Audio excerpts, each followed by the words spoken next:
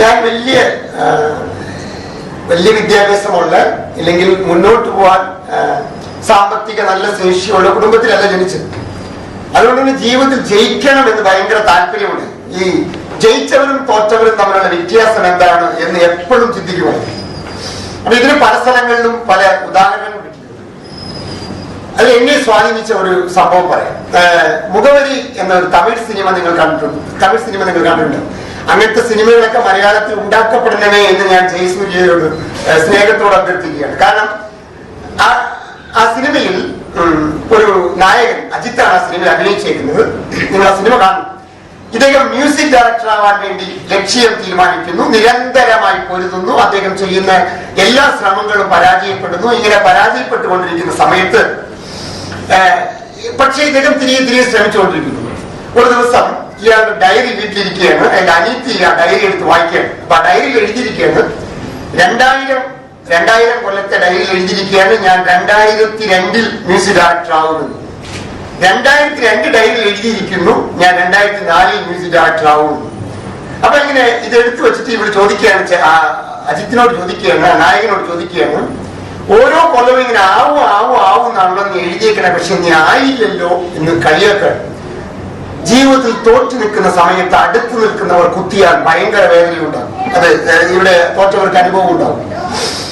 അപ്പൊ ഇയാൾക്ക് ഭയങ്കര വിഷമമായി. ഇയാൾ വിഷമിച്ച് മുകളിലേക്ക് കയറി ചെല്ലാണ്. അപ്പോ ഇയാളുടെ ഒരു ചേട്ടൻ രഘുവരനാണ് ആ സിനിമ അതിൽ അഭിനയിച്ചേക്കുന്നത്. അങ്ങനത്തെ ഒരു ചേട്ടൻ ജീവിതത്തിൽ ഉണ്ടാകുന്നത് ഒരു ജന്മത്തിൽ ചെയ്യുന്ന ഏറ്റവും വലിയ പുണ്യമാണെന്ന് കരുതുന്ന ഒരാളാണ് ഞാൻ. ഈ ചേട്ടന് മുകളിൽ കയറി ചെല്ലാണ്. പിന്നെ ചേട്ടൻ ചോദിക്കുകയാണ് നീ എന്തിനാ വിഷമിക്കണേന്ന്. അപ്പൊ പറയാണ്, ഞാനിങ്ങനെ ഒരുപാട് തവണ ശ്രമിച്ചു ചേട്ടാ, പക്ഷെ എനിക്കത് വിജയിക്കാൻ പറ്റില്ലല്ലോ, ഞാൻ ഇപ്പോഴും തോറ്റുകൊണ്ടിരിക്കാമല്ലോ, എനിക്ക് സങ്കടമുണ്ട് എന്ന് പറയാം. അപ്പൊ ചേട്ടൻ പറഞ്ഞു കൊടുക്കുന്ന മനോഹരമായ ഒരു കാര്യം, ജീവിതം ആ കഥയാണ്. ഈ കഥ കേട്ട് മനസ്സിലാകാത്തത് കൊണ്ടാണ് ആളുകൾ രക്ഷപ്പെടാത്തത് വിശ്വസിക്കുന്ന ആളാണ്. ആ ചേട്ടൻ അനിയനോട് പറയുന്ന ഒരു കഥയുണ്ട്. പണ്ട് ഒരാൾ നാട്ടിലൊരു സ്ഥലത്ത് ഇവിടെ നിധിയുണ്ടെന്ന് കണ്ടെത്തി. അതിൽ കുറെ പഠനങ്ങൾ നടത്തി നിധിയുണ്ടെന്ന് കണ്ടെത്തി. നിധിയുണ്ടെന്ന് ആളുകളോട് പറഞ്ഞിട്ട് കുഴിക്കാൻ തുടങ്ങി. ആദ്യത്തെ അടി കുഴിച്ചു, നിധി കണ്ടില്ല. നിരാശനായില്ല ഇയാൾ. പിന്നെയും കുഴിച്ചു. രണ്ടാമത്തെ അടി കുഴിച്ചപ്പോ നിധി കണ്ടില്ല. അപ്പൊ കൂടെ ഇരുന്നവർ ചോദിച്ചു, ഇത് വന്ന് കിട്ടുമോ എന്ന് ചോദിച്ചു. പക്ഷെ ഇയാൾ നിരാശനായില്ല. മൂന്നാമത്തെ അടി കുഴിച്ചു, നിധി കണ്ടില്ല. അപ്പൊ കൂട്ടുകാർ വിട്ടിട്ട് പോയി. കാരണം തോൽക്കുന്നവരെ കൂടെ നിൽക്കാൻ ആളുണ്ടാവില്ല. നാലാമത്തെ അടി കുഴിച്ചു. അപ്പോ അടുത്ത സുഹൃത്തുക്കൾ വിട്ടുപോയി. അഞ്ചാമത്തെ കുഴി കുഴിച്ചു, നിധി കണ്ടില്ല. കൂടെ ഉണ്ടായിരുന്ന ഭാര്യ പറഞ്ഞു, തനിക്ക് പ്രാന്താണ്, വേറെ പണിക്ക് പോയിക്കൂടെ എന്ന്. ആറാമത്തെ അടി കുഴിച്ചു, നിധി കണ്ടില്ല, ആരുമില്ല, നിരാശനായി ഇയാൾ പോയി. കുറെ കൊല്ലങ്ങൾക്ക് ശേഷം ആ വഴിക്ക് വന്ന വേറൊരു ചെറുപ്പക്കാരൻ ചോദിച്ചു, എന്താണ് ഈ കുഴി എന്ന്. പണ്ടൊരുത്ത നിധി ഉണ്ടെന്ന് പറഞ്ഞ് കുഴിച്ച പ്രാന്തൻ കുഴിയാണ് ഇത് എന്ന്. ഇവൻ കുറച്ച് പഠനങ്ങൾ നടത്തിയതിനു ശേഷം ഇവനും കുഴിക്കാൻ തുടങ്ങി. അപ്പൊ നാട്ടുകാർ പറഞ്ഞു, ഒരു പ്രാന്തൻ പോയി അടുത്ത പ്രാന്തൻ വന്നിരിക്കുകയാണെന്ന്. ഏഴാമത്തെ അടി കുഴിച്ചു, നിധി കണ്ടില്ല. എട്ടാമത്തെ അടി കുഴിച്ചപ്പോൾ ആ വലിയ നിധി കിട്ടി. അത് എടുത്തു വെച്ചുകൊണ്ട് ഇങ്ങനെ പോകുന്ന ഒരു സീൻ അദ്ദേഹം പാർവതി ചോദിക്കുകയാണ്. എന്നിട്ട് ഈ ചേട്ടൻ അനിയനോട് ചോദിക്കുകയാണ് സിനിമയിൽ, മോനെ 6 അടി കുഴിച്ചവന് 2 അടി കൂടി കുഴിക്കാൻ തോന്നിയില്ലല്ലോ, അതാണ് ജീവിതത്തിലെ പരാജയം എന്ന് അദ്ദേഹം പറഞ്ഞില്ല. അതാണ് സത്യം. എത്ര തവണ ശ്രമിച്ചു എന്നല്ല, വിജയിച്ച വരെ ശ്രമിച്ചോ എന്നാണ് ചോദ്യം. ഈ തോൽക്കുന്നവർ വിജയിക്കുന്നവർ വ്യത്യാസം എന്താ ചോദിച്ചാൽ, തോൽക്കുന്നവരെല്ലാവരും, നിങ്ങളും ഞാനും ജീവിതത്തിൽ എവിടെയെങ്കിലും തോറ്റിട്ടോ. തോൽക്കുമ്പോൾ 2 നിലപാടുകളാണ് നമുക്കുള്ളത്. ഒന്നില്ലെങ്കിൽ ആ എക്സ്പീരിയൻസിനെ ബ്ലെയിം ചെയ്യാം, അയ്യോ ഞാൻ തോറ്റത് കാരണം അച്ഛനാണ്, അമ്മയാണ്, നാട്ടുകാരാന്ന് പറയാം. രണ്ടാമത്തെ നിലപാട് അതിന് ലേൺ ചെയ്യാം. ബ്ലെയിമിംഗ് ആണ് നടക്കുന്നതെങ്കിൽ ജീവിതം എന്നും ശാപമായി തീരുകയും, ലേണിംഗ് ആണ് നടക്കുന്നതെങ്കിൽ ഇതുപോലെ പുസ്തകങ്ങളായി മാറുകയും ചെയ്യും എന്നാണ്. ജീവിതത്തിൽ കഷ്ടപ്പെട്ടപ്പോഴാ പലപ്പോഴും വിചാരിക്കുന്നത് നമ്മളാണ് വലിയ കഷ്ടപ്പാട് അനുഭവിച്ച ആള് എന്നാണ്. നമ്മളൊന്നും ജീവിതത്തിൽ വലിയ കഷ്ടപ്പാട് അനുഭവിച്ചിട്ടില്ല എന്നാണ് ജീവിതത്തിൽ പലരും കഷ്ടപ്പാടുകൾ നമ്മൾ കേൾക്കുമ്പോൾ മനസ്സിലാകുന്നു. ഞാൻ പുസ്തകങ്ങൾ നിരന്തരമായി വായിക്കുന്ന ആളായതുകൊണ്ട് മനുഷ്യ ജീവിതത്തിൽ അവർ അനുഭവിക്കുന്ന വേദനകൾ എന്താണെന്ന് നമുക്ക് അറിയാവുന്നത് കൊണ്ട് ഹോണ്ട കാറ് കാണുമ്പോഴെല്ലാം ഹോണ്ട കാർ ഉണ്ടാക്കിയ സോയിച്ചിര ഹോണ്ട എന്ന് പറയുന്ന ആ മനുഷ്യനെ ഞാൻ സ്മരിച്ചു പോകും.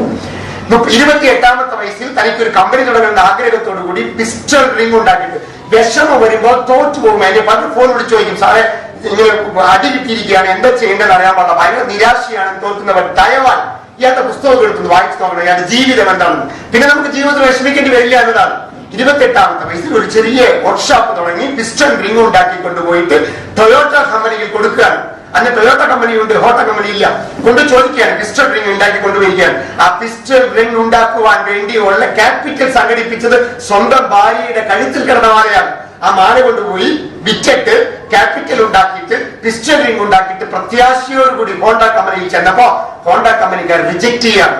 കാരണം ക്വാളിറ്റി പോരാ എന്ന കാരണം പറഞ്ഞിട്ട് പിന്നെയും 2 കൊല്ലം അധ്വാനിച്ച് ഒരു കോൺട്രാക്ട് ഉണ്ടാക്കി. കോൺട്രാക്ട് ഉണ്ടാക്കിയപ്പോ ഓർഡർ കൊടുക്കാനുള്ള സ്ട്രക്ചർ ഇല്ല. സ്ട്രക്ചർ ഉണ്ടാക്കാൻ പോയപ്പോ മെറ്റീരിയൽസ് കിട്ടാനില്ല. പുതിയ മെറ്റീരിയൽസ് കണ്ടുപിടിച്ചു. അങ്ങനെ ഇയാൾ ഫാക്ടറി പണിതു. ഫാക്ടറി പണിതപ്പോ നമുക്ക് കഷ്ടമെന്നല്ലേ പറയണേ, കഷ്ടത്തിന് മേൽ കഷ്ടം. ആലോചിക്കണം, 2ാം ലോക മഹായുദ്ധം വന്നു. 2 തവണ കമ്പനിയിൽ ബോംബിട്ടു. 2 തവണ കമ്പനിയിൽ ബോംബിട്ടു. തകർന്ന് തരിപ്പണമായി. അങ്ങനെ എല്ലാം നഷ്ടപ്പെട്ട് നിൽക്കുന്ന സമയത്ത് ഇയാൾക്ക് വണ്ടിയിൽ ഓടിക്കാൻ ഇന്ധനം അടിക്കാൻ കാശില്ലാത്തത് കൊണ്ട് സൈക്കിൾ ഓടിച്ചു പോകേണ്ട ഗതികേട് വന്നപ്പോ അവിടെ നിന്ന് അയാൾ ഓപ്പർച്യൂണിറ്റി കണ്ടെത്തി. ആ സൈക്കിളിൽ പിടിപ്പിക്കാൻ ഒരു യന്ത്രം കണ്ടുപിടിച്ചു. ആ യന്ത്രം പിടിപ്പിച്ച് പോകുന്നത് കണ്ടപ്പോ അയലകത്തുകാരൻ ചോദിച്ചു, വേണം നല്ല ഐഡിയ ആണല്ലോ, താൻ എനിക്ക് ഓണം ചെയ്തു തരുമോ എന്ന് ചോദിച്ചു. അപ്പോഴാണ് ഇയാൾ തനി പുതിയ ഐഡിയ വന്നത്. അങ്ങനെ 18,000 പേർക്ക് സൈക്കിൾ ഉള്ളവർക്ക് ഇയാൾ കത്തെഴുതി, ഞാൻ ഇങ്ങനെ ഉണ്ടാക്കി തരാം, അഡ്വാൻസ് തരാനെന്ന് പറഞ്ഞ് 5 പേര് അഡ്വാൻസ് കൊടുത്തു. അല്ല, 5000 പേര് അഡ്വാൻസ് കൊടുത്തു. 5000 പേരിൽ നിന്ന് മേടിച്ച അഡ്വാൻസ് വെച്ചിട്ടാണ് ആദ്യമായി ഹോണ്ട മോട്ടോർ സൈക്കിൾ ഇറങ്ങിയത്. അങ്ങനെയാണ് ഇന്ന് ഹോണ്ട നമ്മൾ കാർ ഓടിക്കുന്നത്. ഇത്രയും വലിയ കമ്പനികളുടെ പിന്നിൽ നിരന്തരമായ പൊരുത്തലും നിരന്തരമായ അടികളും കിട്ടിയിട്ടുണ്ട് എന്നാണ് ഇതിന്റെ അർത്ഥം. അപ്പൊ അടികിട്ടി വേദനിക്കുമ്പോഴെല്ലാം, നിസ്സഹായമായി നിൽക്കുമ്പോഴെല്ലാം ചിന്തിക്കേണ്ട ഒരു കാര്യം ഇതാണ്, ഇത് അവസാനമല്ല, ഇനിയുമുണ്ട് എന്നാണ്. അങ്ങനത്തെ ഒരു ചിന്ത എപ്പോ നമുക്ക് ഒരു ലേൺ ചെയ്യുമ്പോഴാണ്, ആ വീണ് എണീറ്റ് പോകുമ്പോ എനിക്ക് എന്ത് കിട്ടി എന്ന ചിന്ത വരുമ്പോഴാണ്. അത്തരം ചിന്തകൾ വരണമെങ്കിൽ പോസിറ്റീവായ ഒരു കാഴ്ചപ്പാട് ജീവിതത്തിൽ ഉണ്ടാകുമ്പോഴാണ്. അവസാനമായി ഒരു ഉദാഹരണം കൂടി പറഞ്ഞുകൊണ്ട് നിർത്താം. 1951 മറ്റുള്ളവർക്ക് പറ്റാത്ത കാര്യങ്ങൾ ചെയ്യുമ്പോഴാണ് നമ്മൾ മഹാനാവുക. 1951 ഇതുവരെ ലോകത്ത് ആർക്കും സാധ്യമല്ല എന്ന് പറയപ്പെട്ടിരുന്ന 8848 മീറ്റർ പൊക്കമുള്ള എവറസ്റ്റിന്റെ കൊടുമുടിയിൽ കയറണമെന്ന് ആഗ്രഹിച്ച് ഒരു ചെറുപ്പക്കാരൻ മുകളിലേക്ക് കയറി. നിങ്ങൾക്കറിയാം, എഡ്മണ്ട് ഹിലാരിയാണ്.